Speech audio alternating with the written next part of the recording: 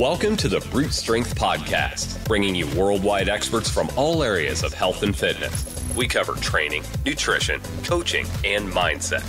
Welcome your host, strength and conditioning coach, 2012 and 2013 CrossFit Games champ, Michael Cazayoux. Mind, body, brute. Hey, and welcome back. This is Mike Cazayoux, and you're listening to the Brute Strength Podcast. This week, I've got two of my best friends on the show, Pat and Taz Barber. Today, we're talking about the launch of a new program that we're doing together called Outside the Box. It is a collaboration between Brute Strength and their company Warm Up and Workout, or WUO. And this program is designed for people that want to maintain a high level of fitness, but don't have access to a box that they trust or to good programming.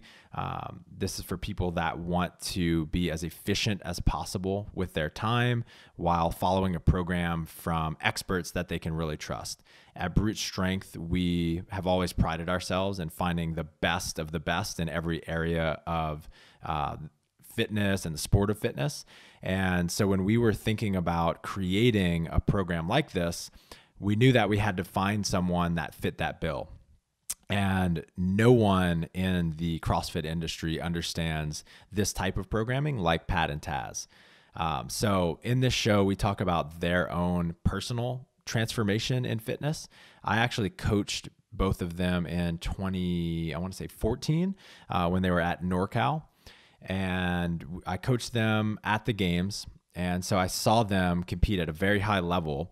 And then over the next couple of years, I saw them transition out of being very high level competitive athletes. And we talk about what it was like for them transitioning from competing at an elite level and having all of the motivation in the world to maintain training and to work out for hours and hours a day. And then what it was like for them going into not competing anymore, which I know a lot of people, that really resonates with a lot of people, including myself. We talk about how, like, what happens when your priorities change, how you can continue to make fitness a priority. We talk about finding your why in training, and we talk about all of the details in this program. Again, these are two of my favorite people. We actually also talk about parenting because these guys are epic parents. We talk about some different parenting strategies and lessons that they've learned towards the end. So anyway, I know you guys are going to love this show. These guys are raw, they're authentic, and they're two of my favorite people. So without further ado, Pat and Taz Barber. Pat and Taz, welcome to the show. Thank you for having us, Michael. Hi. Very excited to have two of my favorite people on the show at the same time. This is my third interview with you, Pat, but I finally get the brains behind the operation on the Brute Strength Podcast. It's nice to have you here, Taz. Let's talk about your knife making for a little bit. A couple things have happened recently that have me more like personally interested in what you're up to. The first is I listened to the Tim Ferriss episode with Mr. Money Mustache. Fascinating episode. And he is very into doing things with his hands, and he talks a lot about the value that brings to life. And the second is I read a book called Digital Minimalism, and in this book, the author Cal Newport talks about what's the term he uses? Something like some sort of valuable activity. And he talks about doing physical things with your hands and seeing yourself create something with your hands being so much more valuable than even, say, creating something out of code or doing like the vast majority of work activities. Because when we're working, we can't really see the effect that we're having. We can't see what we're producing. And so he says that we have sort of evolved to value creating things with our hands more. So I just want to hear from your perspective, what's been the experience of knife making? Like why did you get into it in the first place, and what's been the effects for you in your life? I mean, I think everything that you just said there rings true for me. I mean, I was, as you know, I was never really much into building and crafting and all that stuff. I always found art really hard. I'm not I'm not particularly detailed when it comes to fine motor skills and things that are aesthetically pleasing to other people than myself. So I've always loved the process of like sitting and, molding clay, but it always came out like, oh, what's that supposed to be? It's an ashtray. Leave me alone.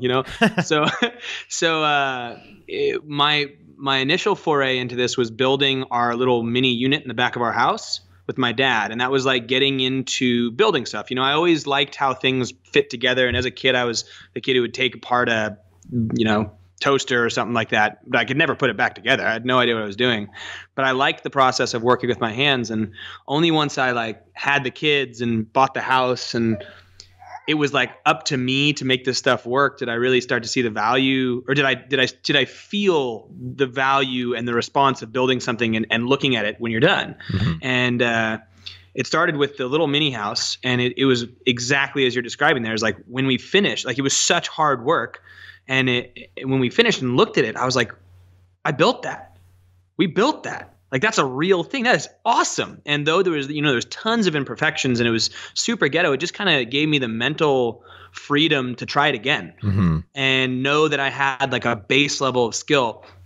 And then that led me down all these different avenues of building a fence by myself and setting the posts and going on YouTube and figuring out how it's done. And you realize that all this stuff is super basic on like the entry level of it is like you learn a couple things. You learn how to measure. You learn how to measure again. You learn how to cut. You learn how to cut incorrectly. You learn how to hammer. You learn how to screw. And like then that's it. Like that's it. And then once you know how to do that stuff, you can build anything.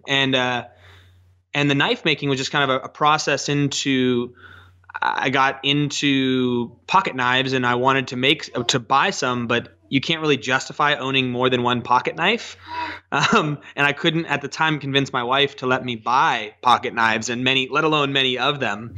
But if I wrapped it in some sort of craft, like, forging, which I never had any intention of doing, I could then like start to invest a little bit of money here and potentially have a hobby that was offered that same kind of gratification. And it's been like I stumbled across this world, and after picking up a farrier's forge on Craigslist, dove in head first, and it's been fantastic. Just like you're saying, every time I finish one, I look at it and I'm like, this is hours worth of work. And he runs around the house waving it around saying, I made this. She's talking about the knife that I'm running around the house waving it around. But the one of the many things. And, I'm naked while I do it.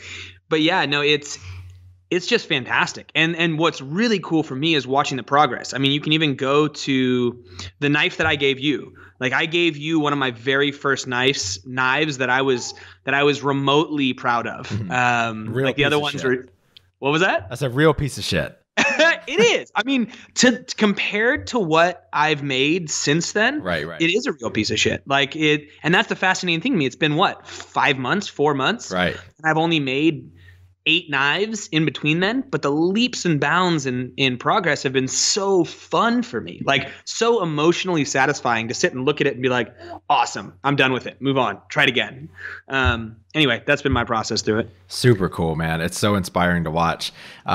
In the book, he talks also about how the art of like apprenticeship is more or less dead, how we don't have long-term mentors teaching crafts anymore. So one thing that jumped out at me as you were starting to tell the story about building the house behind your house was that you did it with your dad. So I'm kind of considering doing the same thing at our house, and I'm trying to decide, do I just do the entire thing by myself from scratch? Do I do it with the help of a contractor? What was the benefit of having your dad around, and like how much do you recommend having someone there for you to support you when you're learning this type of stuff?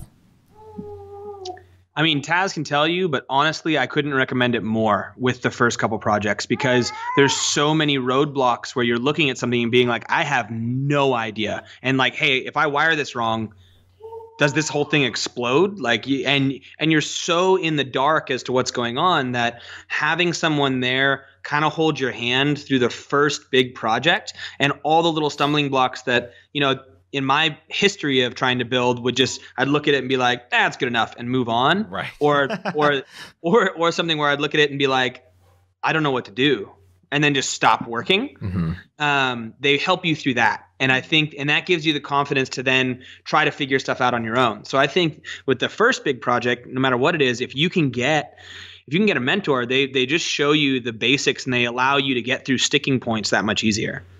Taz, what have you, since he's really dove into this, this whole realm of his life, what have you noticed in, I don't know, his overall sense of well-being or happiness and anything else that you've noticed? Yeah, I mean, Pat always has something. So before the knives, and surfing is still a thing, but before the knives, it was surfing and surfboards. And then before that, it was something, we have like every sporting equipment under the sun in our house. Like when Pat gets interested in something, he goes full head on in it. So what I've noticed over the years is he has to have some sort of hobby. Like if he doesn't do it, we go like 2 or 3 days without him having that outlet to bang metal or be outside grinding or going for a surf. Like it really affects his mental capacity. Like he doesn't function how he doesn't thrive. Right. And I'm a little different. Like I can go days without kind of doing my own hobbies or my projects and I'm fine. But it's different with Pat. He really, really needs it to be happy and stable and I need Pat to be happy because when Pat's happy, I'm happy. Happy husband, happy life. Yeah. I mean, that's the saying. That's how it goes, right? Right, exactly. He kind of holds the family up with his like jolliness, So it's Yes. like if he's not jolly, then it's a little down around here. Gotcha. I think jolly carries a weight connotation, and I resent that remark. Thank you very much. Really? A what connotation? A weight, like I think a you certain I think level you of just projected plumpness that. I think you to be projected jolly. I think she's talking about my body shape at the moment. Oh. Thank I you think very he's, much. No. Yes. Insecure. He's awfully plump around here. I mean, it's why he's so jolly. So you told me before the show that you're working on disconnecting from your phone more. Dude, that's hard. Like it's interesting for me because I know that I don't have much time with my kids. And what I mean by that is not like in a day. Like we have fantastic lives to where we can spend a lot of time with our kids, and we're so fortunate for that. But just in life, like Taz made a post the other day that I read it, and it said, it's a picture of my son Oaks, and it's like we've got 11 more years with this guy, and I'm like, wait, what? 11 more years? It's already like we've already almost hit 11 and we've only got 11 left. We're like close to being halfway through this kid leaving the house. It's not like he then disappears, but it's that just slapped me right in the face. So like the time goes by so quick as a parent. So I don't like being on my phone, but they're so primed to be used. They're made to be addictive. They're made to prey on that center of your brain. And I say it, I don't think I'm strong enough right now. And then the double-edged sword of this is like our businesses are all online. Yeah, I was about to say, I think that's why we justify it sometimes to ourselves, is because we do run we run our businesses online. So we'll just grab our phone and almost be like, well, we don't say it in our head, like this is for business, but we're trying to stay on top of things. Totally. And so if we aren't, if we don't respond fast enough or quick enough to Facebook messages or Instagram messages, that's our business. Yeah. And so there's this like double whammy of like, I want to be away from it, but I have to be connected to it. But I only want to be connected to it when I have to be connected to it, which then leads me to just do it randomly. And then there's, have you read the Why We Sleep book yet? It's fantastic. You'll love it. I mean, the gist of it is we really need to sleep as human beings. But there's, oh yeah, it's deep on all the little studies it goes into. But it talks about the ability that sleep has on basically your ability to regulate emotions, both positive and negative. And when you are not regulating, like when you're tired and you're not regulating positive emotions, then you just seek pleasure like really often. And we're in a state of like perpetual tiredness when you have a third child and 2 other ones and launching businesses and doing all this stuff. So that, like, then the barrier, that threshold is just lowered. So these things that stimulate pleasure in my brain are just like, just do it. It's fine. We'll just log on for a second. And so, yeah. I think that's what I was saying to you before, Mike, about like when we do get a few minutes in the day because we're so tired, like we can't regroup and be like, well, maybe this is a good time to do, X, like put the washing on or something. So yeah, I think like what Pat just said, it's like our brains go to the easiest thing to waste a bit of time. Right. And so I guess to go to your original question was like, what are you trying to do? Is like, we're trying to be on our phones less, but there's a reality of where we're at in life right now. And Pat made a box. This is actually like the 3rd box. I made a drawer. But he's made a box before. I've made a box before that has a little lock key on it that I can put my phone in. And then I also took a drawer and drilled a hole in the back of the drawer and then put a section on it to where a charger plugs into it. So the phone is like out of sight, out of mind. So it plugs into that back hole on the drawer. So like you have to pull the drawer all the way out, grab the phone to use it. So it just kind of sits in a deep, dark cavern. I also think it's quite habitual because when we go away, like when we go on our trips, and even just this weekend, we just went to Pat's dad's house just for a night. I left my phone down in the bedroom that whole time we were at Pat's dad's house. I only would look at it just briefly to make sure there was nothing like serious with the Airbnb or, whatever. And that's it. But I think at home, because we're so in our like work mode, life mode, when we're at home, that's what makes that like habit just continuous. Like, oh, just tap it to see if something's there or, so I think it's like a bad habit, obviously. Yeah. Right. Yeah, that's something that I'm constantly experimenting with.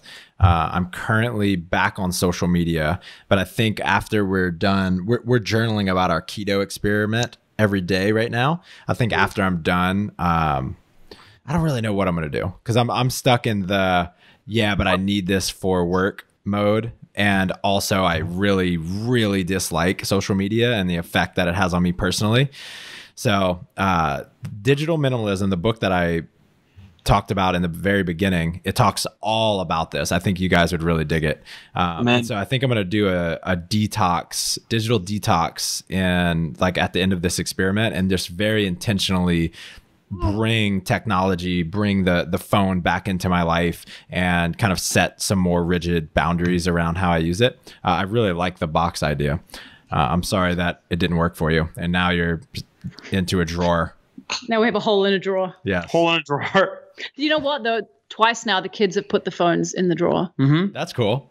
Yeah, I think so. And Oaks is becoming more aware of it. He's like, what did he say the other day? When I picked up my phone, he said, Mom, it's going to kill your brain. Yeah, scrambles your brain. Yeah, that's what he said. That is true, in a way. Yeah, it's true. Fragments your attention, so you can't focus as much. So it's kind of scrambling your brain. Yeah. So guys, we are. Wait. Yeah, go Sorry. ahead. Before I go into that, I was just thinking, like, I was reflecting on social media and take Instagram, for instance. I think Instagram has almost no value other than business. Like, the only thing that Instagram really gives anybody is a business platform. Like, think about a personalized Instagram account. Like, the stuff you're posting, is it because you want people to see it, or is it because you want to remember it? Because if you've taken that photo, it's already in your phone. But I think it's connecting. Like, okay, but is it connecting? Well, take away strangers. So for me, I have family around the world, right? I have my parents, my brothers. They live New Zealand, Ireland, and then I have lots of family in South Africa. So in one way, it's an opportunity for them to see our lives. I mean, I'm not saying that's necessarily like a good thing, but it is one way for them to kind of connect with us still. I get it.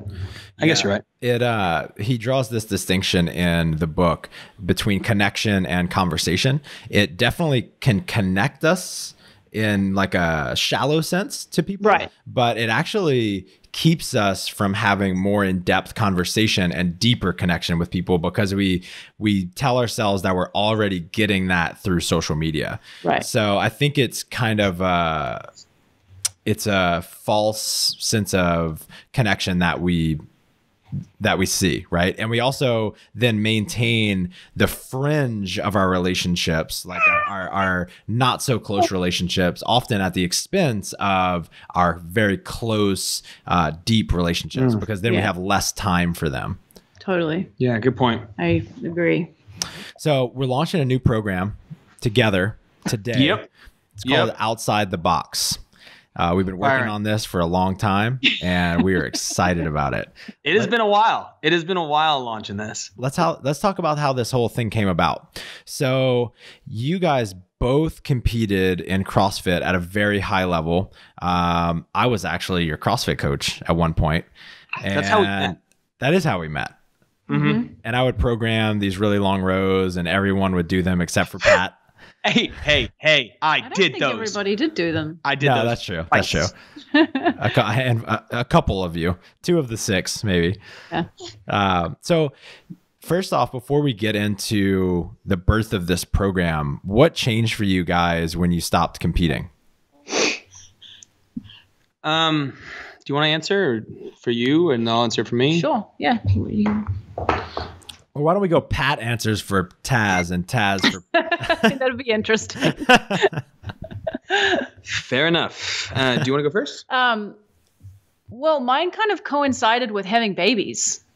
So our first child, Oaks, wasn't planned. So we got pregnant the year we got engaged, and we also moved back to Santa Cruz all in 1 year and started the new gym with Jason in San Jose.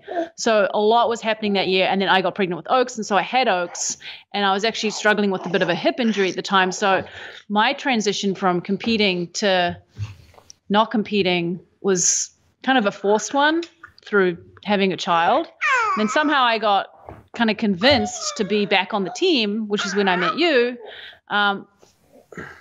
But I knew that was temporary for me, because it was really hard to do both well, train full time and be a parent full time. Mm-hmm. And I remember we were on the airplane coming back from the games that year when you coached us, and Oaks was really sick. And so we went to Disneyland after the games, and it was all fun. We got some family time in, but that whole couple of months leading up to it and the week at the games, Pat's mom was there with us, and she helped out a lot. So she took a lot of, the child caring for us at that time. And then when we were on the plane coming home, he was so sick, and he, instead of wanting me to hold him, he asked for Nana. He was like, "No, I want Nana." And I will never forget that moment. It just cut me so deep. And he wanted her because, she had been there for him for that whole time, and I hadn't.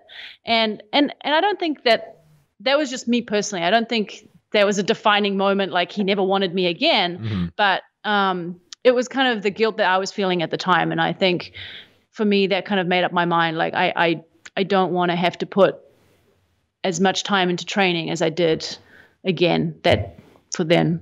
Yeah, I think especially with young kids, you need to spend that time with them. Those are the formative years, and they're very, very short.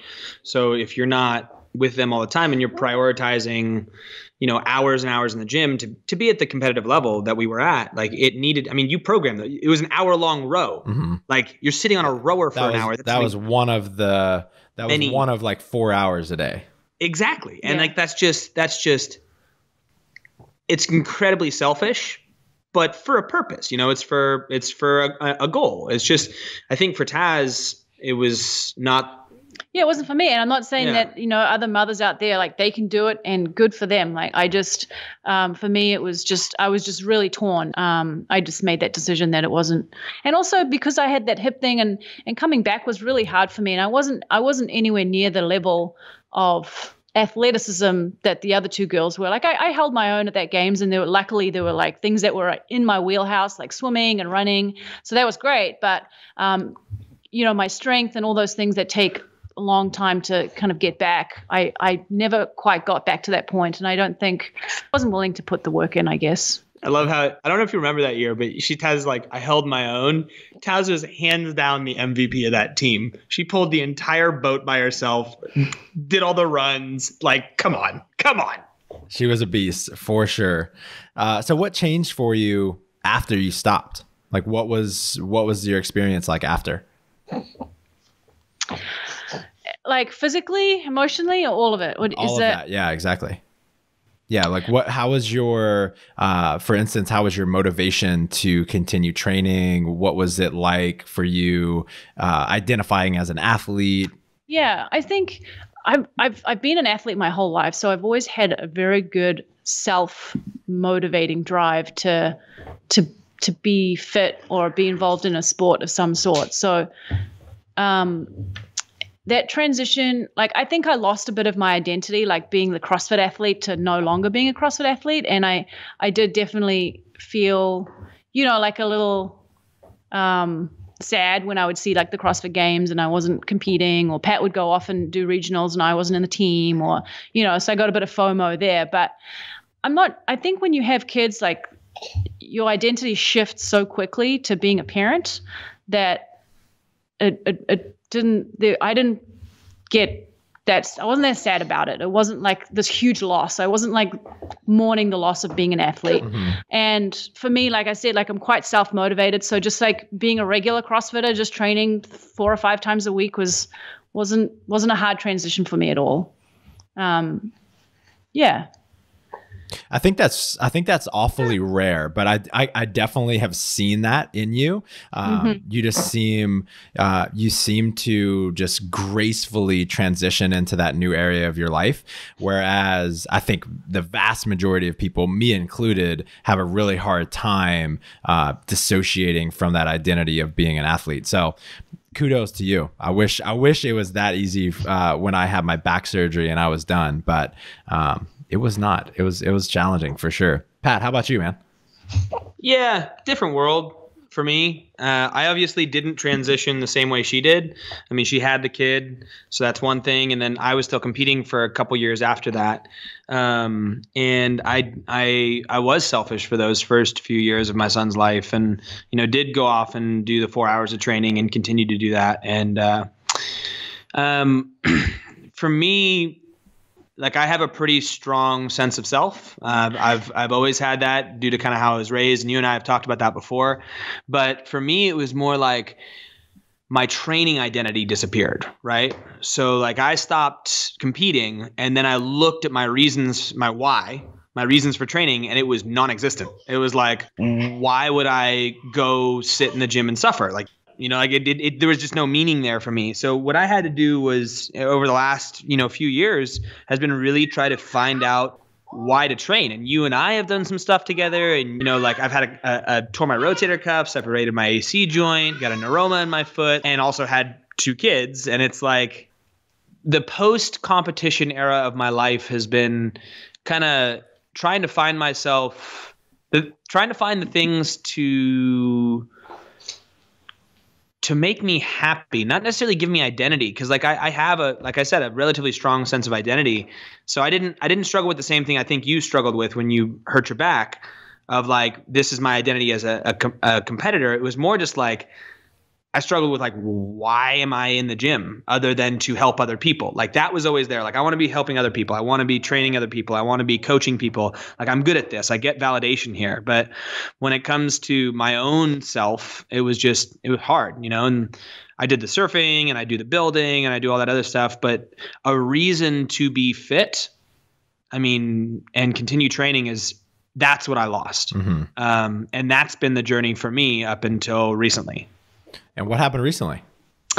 Well, funny you should ask. Recently I actually did, we just tried to figure out a schedule, basically. A schedule and a good set of reasons as to why to train. So Taz and I talked about scheduling, and I hate having a schedule and I hate being confined to something. But when I was given a really strict schedule scheduled in free time in my life, hey, here's free time. Here's the time that we're with the kids. Here's the time with family. Here's work time. Here's all this. It freed up so much psychologically. It was so different than having a vague schedule of in this general time, you should do this. Yeah, I would just write okay, so here, you can work or you can do spare time. And he's like, no, well, which one is it? I'm like, well, you decide. For me, I'm like, aren't you adult enough to decide when you're going to work and when you're going to have free time? He's like, no, I'm not. Clearly no. So the schedule was one thing. And then I put out there publicly, like, I've been struggling with a why. I'm struggling with a reason to train. And I got so many amazing responses from people. Like, I don't know if you saw that post, but like, I had a solid 50 people write some awesome stuff. People from like Mike Bergner to like just random people. And they were all totally different. And I think what has really helped me is these days, when I go to the gym or when I'm in my garage, like, I look at myself and I'm like, I don't really want to train right now. Well, let's try to find a why that makes sense. You know, people always talk about this really driving force, and I've always had one, which was be better than everybody else. And I don't care about that anymore. Right. So now it's like I go in there and I can just look through this list and find one that resonates with me for the day. It's like, today, my why, it could be as simple as like, because it's on the schedule. Or it could be as complex as like, I want to be a good role model for my kids and they're in here playing with me right now. And this is the third day in a row that I've trained, you know, and having those different reasons and having just a straight up list has been monumental for my own psychology. And so that, and also realizing that I don't need the same type of push that I used to. Like, I was so wrapped up in being the best that my training was hard. Like, if I'm training next to somebody else that I have the potential of beating, even if I shouldn't necessarily appropriately beat them, I'm going to go as hard as I can to beat them. It's just the way my psychology works. And I won't do that like at the expense of my physicality. I'm not going to hurt myself, but I'm going to go really, really hard. And to gear up psychologically for that every day, if you don't have a large why, is really hard. So recently, having those whys and also having programming that I feel comfortable going, like knowing that I'm doing it to stay fit and not doing it to beat the crap out of other people. It means that if I'm not feeling it for the day, it's a low enough threshold to where I can just go through the motions. It's not like I can't go through the motions on a 5x5 back squat at 80%. You know, like I can't go through the motions. I have to psychologically gear up for that and attack it. But if I go in there and it's like, you know, here's this little 21-15-9 with a dumbbell snatches, box jumps, and some suitcase deadlifts, like I can move through that slowly and it's not going to crush my soul. Or if I'm feeling it that day, I can push and get a really good workout. So scheduling it, finding a list of whys, and knowing that these workouts are there to make my life better and they're at a low enough threshold to where I have the option of, you know, pushing really hard and getting a lot as far as adaptation goes, or just psychologically making it through, has been amazing for my training. Like we've been really consistent for like 2 months almost. Longer. 3 months? Yeah. Like 3 months, which has been awesome. That's amazing, dude.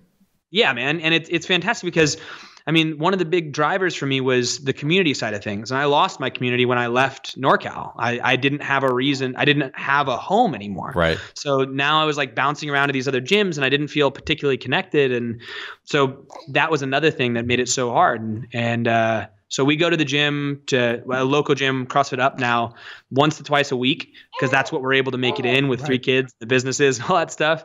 And it's fantastic. I love going in there. Like, I absolutely love it.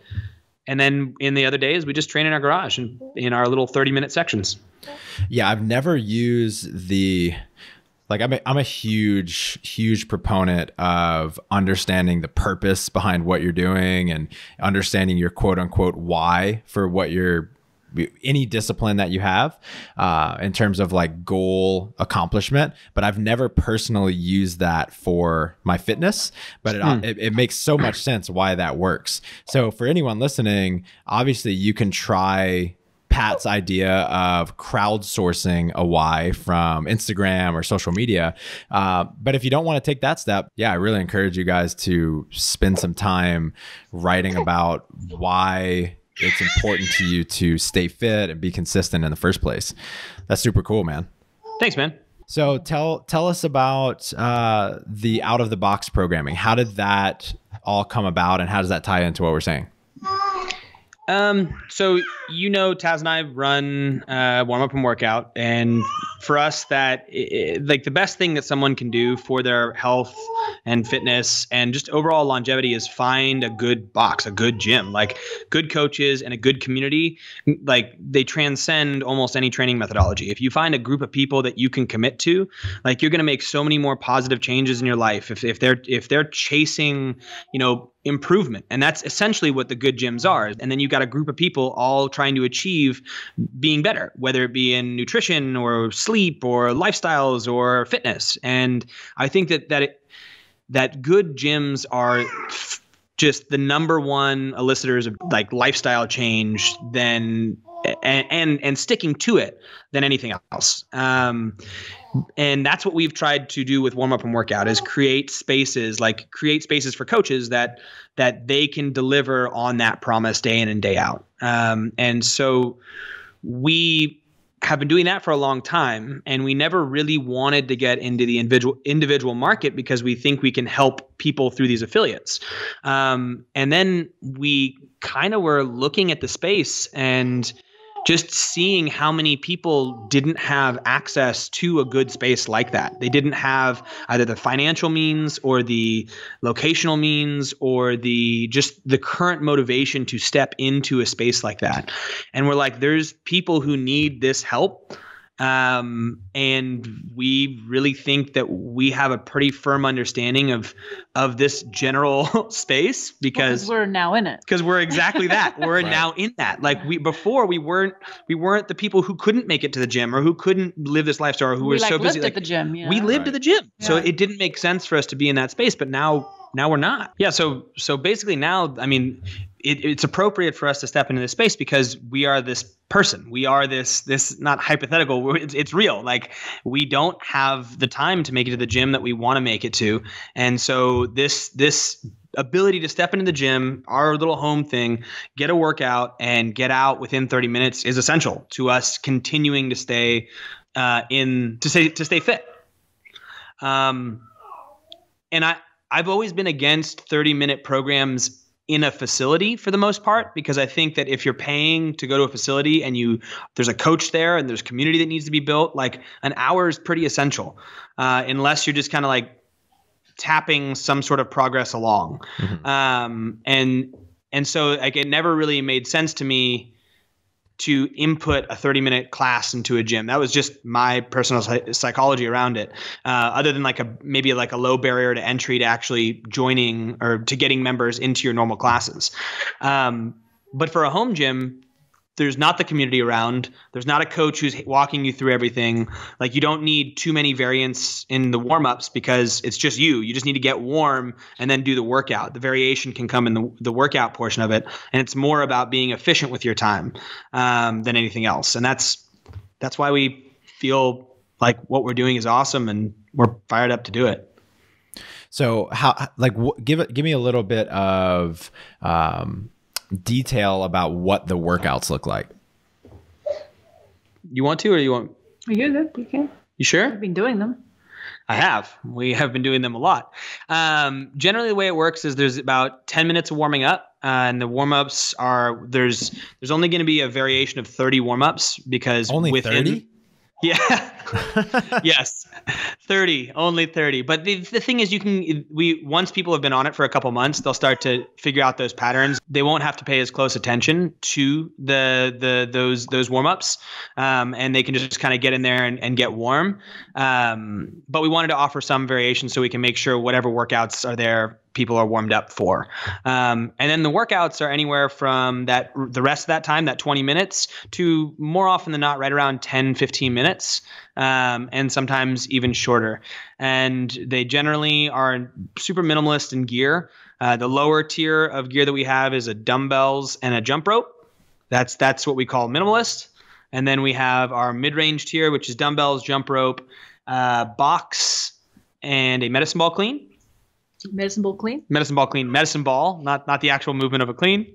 And then the enthusiast, as we like to call it, which is the kitted out version, has a pull-up bar, rings, what else? Rower. Barbell. Barbell. And a kettlebell. Barbell and a kettlebell. Yeah. So just kind of like bumps it all up. But any of these workouts can be done using those sets of gear and can be scaled accordingly. The only thing that you won't see is true strength days. You won't see on this basically like a 5x5 back squat unless we build this in as an add-on later. So the only thing that you won't really see is like heavy days, like a true heavy day where it's just like 5x5 back squat, get after it. Or you won't see like a classic heavy day than a Metcon that you tend to see at a lot of these facilities, just because in a 30-minute period, you don't really have the opportunity to truly go heavy. Like if you're going to take a heavy day seriously, you need to go heavy. And you need to allot enough time for that. It's just the only way that it's truly possible. And we might have add-ons down the road where if people want to add that in there, they can, but they're still going to get strength work through, heavier EMOMs that we'll do or things that have heavier loading in the actual workouts. It just won't be a true heavy day by any means. Right. And I mean, which is completely fine if your goal is to be fit for life, to be able to play with your kids, or to be able to participate in a sport that you love, or just to be able to live to 150 years old. Once your goal is no longer to compete in powerlifting or CrossFit or just to have the heaviest back squat you can, things like that matter a little bit less. They do. And I still believe that like if you truly wanted to maximize your fitness, you would find a space and get under a heavy barbell. I mean, the physiological adaptations that can elicit is kind of not possible any other way, and those things are amazing. But at the same time, that's not this program. If you want that, go find a great coach, go get into a great space and get after that. If you're truly looking to maximize that, this is more a supplement to life. And that's kind of how I viewed it in my head, is this supplements living a good life. For a long time, our whole lives were about fitness, and we used fitness for like our lives were fitness. And now we want fitness to supplement our life. Our lives aren't about that anymore. And that's what this is now. Will I truly be like Rich Froning by doing this program? Hell no. Like that's not what it's for. It's for being better, healthier, and improving my general level of fitness. Yeah, you're way too hairy to be Rich Froning. I was going to say. You guys are dicks. Where can people find out more about this program? OutsideTheBox.fit. Love it. Yeah, we got that .fit domain. We only had to pay $250,000, but we got it. Yeah, there's also OutsideTheBox.fit on Instagram. You can also see it through the Brute. We're going through all the Brute channels, so you can see it in the emails there. And if you sign up in this first month before the first of the month, not on the first of the month, but on the first day of launch, which is going to be the 18th, then you get 30 days free. So you get the first month free, I should say. And it's going to be awesome. So guys, let's close out with some parent talk, because you guys are absolutely epic parents, even if you can't keep your baby quiet on a podcast. Pat suggested we just put him in a room upstairs. He'll figure it out. But seriously, Adi and I have spoken to you guys probably every single time we see you about your philosophy on parenting and different strategies that you have, because you have such a unique style of parenting and your kids are incredible and it's just really admirable. So up to this point, what are you most proud of so far in raising your kids? Oh, wow. Pat, what do you think? I personally am really proud of the strength of mine and Taz's relationship. I think that for me, it's pretty easy to have the emotional stress of parenting push a couple apart. They do nothing for increasing romance or increasing emotional connectivity through deep, long walks on the beach, because that that shiz don't happen. Like no matter how much you want it to. But I think that what I'm most proud of is that like I've never loved Taz more than I love her now. And I've never felt closer to her, even though we'll go like, a week or two without really sitting down and having not a week or two. We'll go a few days without really being able to connect emotionally, and so I think for me in our parenting that's something that I'm the most proud of. That doesn't really answer your question as far as with the kids though. Well, I think it does, because I truly believe that one of the best things you can do for your kids is have a rock solid relationship so that they feel secure. And that is so unique. Like that's so rare that that's something that you said, because what you most often hear, especially with young kids, is it's like the biggest obstacle in the way of relationships. So what are you guys doing that is so different from other relationships? Like how are you maintaining such a strong relationship? I think we don't really know, but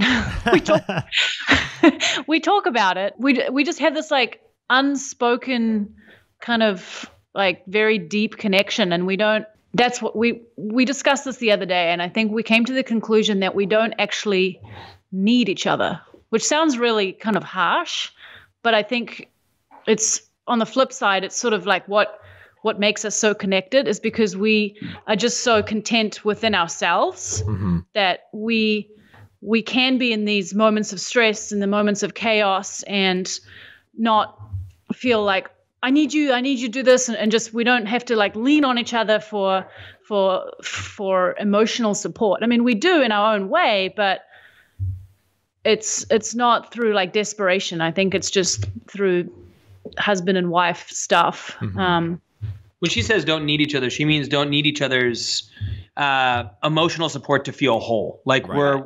we're confident people without the spouse. Like we both discussed where if we didn't have the other person, we would be crappy. Like I would hate not having her, and life would be way worse without her. So I do need her. Way worse than it already is. I do need her.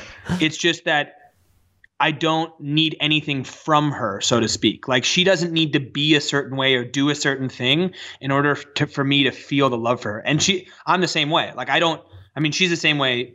We're not needy. Yeah, we're not needy as far from each other. I also think that there's a certain level of transparency in our relationship and trust. Like if I'm going to do something, I'm going to tell her. I'm not going to not tell her and hope she doesn't find out.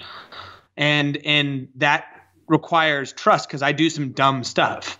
So it's like I'll have to be like, so I bought a jet ski, like or a forge.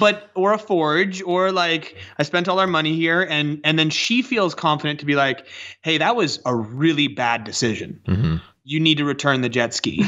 So like there's this mutual respect and a line of like transparency. There's no layers to there's not a layer to our relationship that's like this unspoken, well, if you don't do the dishes, I'm going to poop on the toilet seat. Like I don't know. That doesn't exist for me, at least. Maybe it exists for Taz and she just hides it all the time. And I'm living in ignorant bliss over here. Right. I don't know why you talk crap on the jet ski. That's about the best investment one can make. No, that's awesome. I love the way of looking, or the perspective of looking at relationships, where like a codependent relationship is where two people make each other whole. And you guys kind of touched on this, where you're filling a hole in someone basically. And a co-committed relationship is one where each person takes care of themselves as individuals, and then you come together as two complete and whole individuals, so that you're not coming into the relationship as a super needy person and just taking from the other person's already half empty cup. Right. And so, yeah, that's really cool. Yeah. So as parents, what do you guys still struggle with? What is an or multiple obstacles that you're still dealing with? Everything. Everything every day. Man, it really is a struggle every day. Like, you go through days where you think because we read a lot. I read a lot about parenting, and whenever you read these parenting books, you're like, oh, that makes so much sense. Yeah, I'm going to try that. Yes, like, yeah, the child's a whole brain child. Like, it's all this stuff, and you go into to talking to them with all this in mind, and then it just something happens. It's a different situation to it was in the book, and it's not exactly how you read it, and then like your tolerance goes down, you're tired, and so things just don't pan out like they did when how you imagined it. So we're struggling every day, but I think going back to your question about like what we do well. I mean, I don't think we do anything specifically well at all. Like, we're just the same as any other parent. But I think we're very lucky that we get to have so much time with our kids.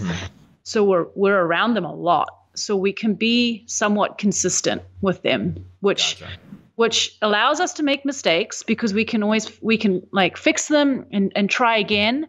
We get a lot of opportunities to do that, whereas a lot of parents aren't as lucky, and they only get a few hours a day, and they're probably tired. They're probably, like, things are happening for them. So I think in that sense, we're really lucky that we have this much time, kind of like a trial and error. Like, kids are really like trial and error situation. Yeah. That's a very interesting way to look at it. You get more repetitions. So that anytime you have more repetitions at something, you're going to be better at it. That's really cool. Yeah.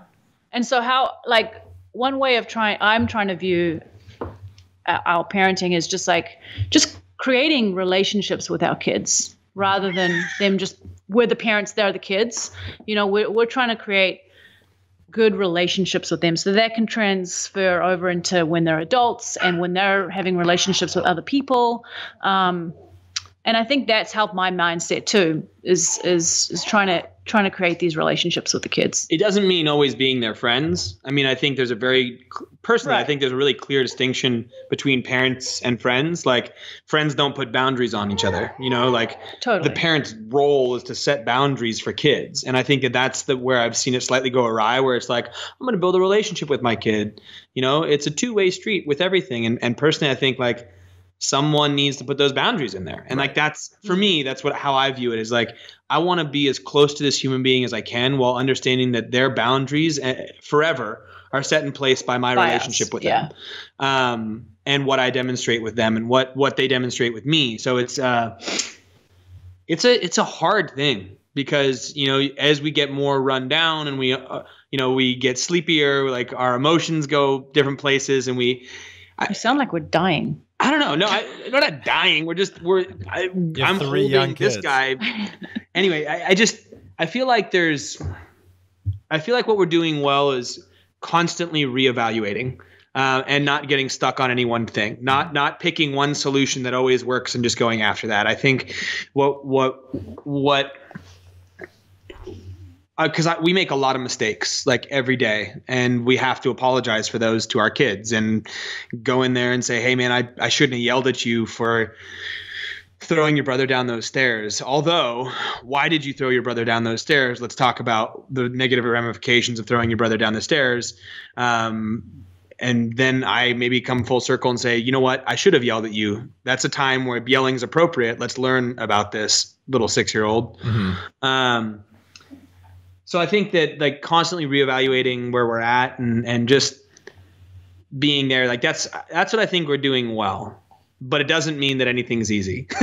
Right. Yeah. And I think to answer your question about what the hardest job is, we said everything, but I think specifically for our children is the sibling relationship, because we find that really hard. Like, the the constant at each other, the constant bickering, the constant stealing of toys, the young one, the big one hurting the young one being a pain in the ass. We're trying to, and then the young one, like the older one, is just modeling this terrible behavior, and then the young one does that terrible behavior because he's it's just a constant back and forth. But yeah, I think constantly re-evaluating and consistently being present is definitely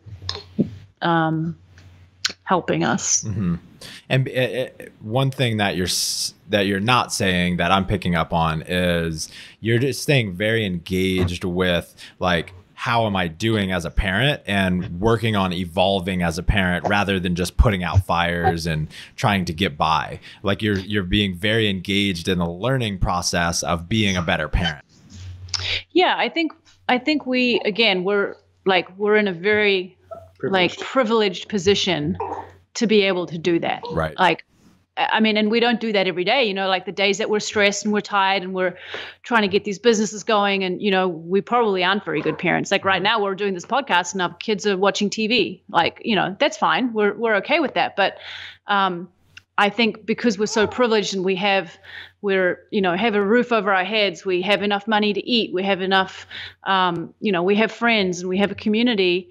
We have the time, the mental energy to be able to put towards parenting, which, we're really grateful for. And I think that's where a lot of people struggle. They don't have the mental energy, so they're just getting by every day. They're just like putting out fires, like, are the kids alive? Are they fed? Good, great, they're doing well, and I think that's a really, really hard thing to overcome for a lot of people. Right. I think the thing that I would say is, like, if I could offer anything to a parent out there, it'd be like, in every situation, you can look at the situation and be like, what if this is me and what if this is the situation? Because sometimes, like, I'll respond to something and realize that my response was wholeheartedly inappropriate. And if I don't re-examine that, then I'm never going to see that. And I'm never going to look at the fact that the reason I responded that way was because for me and my growth, whenever someone treated somebody else that way, it's particularly inflammatory for me. So now I have to be like, okay, that was an inappropriate response to a relatively mild situation, and that's me. That's my fault. And I think a lot of people can benefit from, like, looking at situations and then look at other situations and be like, no, that is the appropriate response for that, and I'm doing a good job. And I just think that separation, like that constant work on self, helps you be a parent so much, because you can start to differentiate between your shit and actual shit. Yes. Taz, so you've now been pregnant 3 times, and you have a lot of experience with Pat and the way he either supports or doesn't support you. What are the behaviors that he has that have you feel most supported when you're pregnant? He's really supportive. What was that face you just did? He supports me any way I need. Like, Pat has, and I don't want to, like, make this sound like I'm, like, tooting my husband's horn, but since we had Oaks, he has grown, like, so much as a human. He was, how old were you when I was pregnant with Oaks? 27. So he was 27, 26 when we had Oaks. And he wasn't that supportive. He didn't understand what it meant to go through a pregnancy. He didn't understand what it meant to have a baby.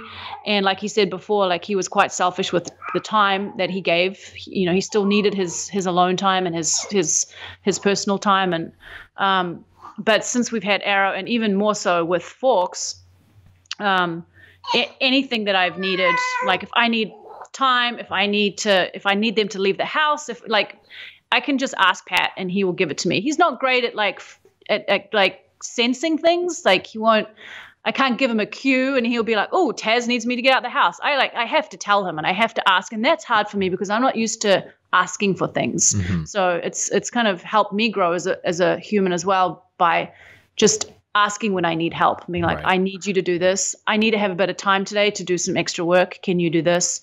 I need to eat a bowl of ice cream. Can you go get it for me? And he usually eats like 3 bowls himself as well as me eating a bowl. So he's very helpful in that way. Hypothetically. Yeah. just hypothetically, it's never happened. Right.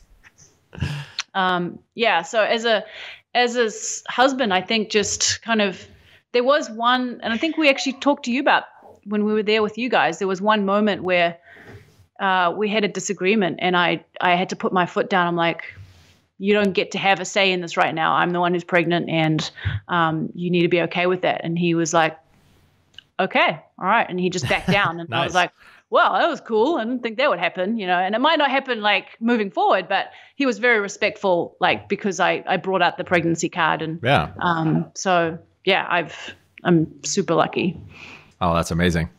I think Mike was asking selfishly what he could do for the fact that, surprise, Dee's pregnant. You wish. And I feel like Mike's pretty Yes, supportive. I do wish. Yeah, I do think I'm supportive. And I also think I'm going to be massively challenged when we finally start popping out babies.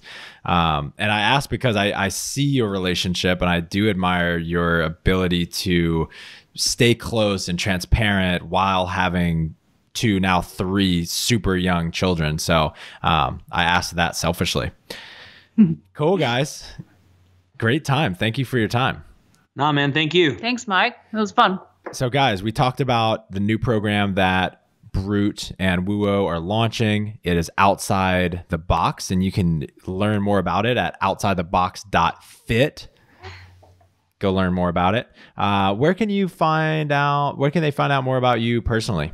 You can we have a parenting podcast called The Tribe Life, and you can find that on The Tribe Life on Instagram. And you can also look at thetribelife.family. You can find me at Pat Barber CF on Instagram. Taz.Barber. on Instagram. Barber. Barber. I said that for the audience. So was good. Right. Baba. Baba. yeah, because then everyone would be like searching BA. Good job. That's hilarious. Awesome, guys. Thank you so much. Thanks, Mike.